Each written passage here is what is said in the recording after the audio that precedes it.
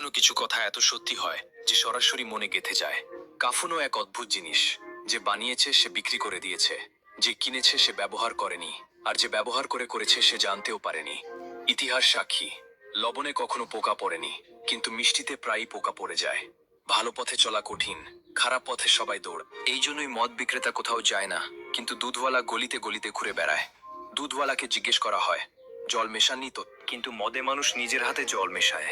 বাহারে মানুষ মৃতদের স্মরণ করার জন্য মোমবাতি জ্বালায়, আর জন্মদিন পালন করার জন্য সেই মোমবাতি নিভিয়ে দেয়। লাইনটা ছোট, কিন্তু মানেটা অনেক গভীর। সারা জীবন পেরেক ভার বইল, তবুও প্রশংসা সব সময় ছবিরই হয়েছে। পায়েল 1000 টাকার হয়, কিন্তু পায়ে পরানো হয় আর টিপ 1 টাকার হয়।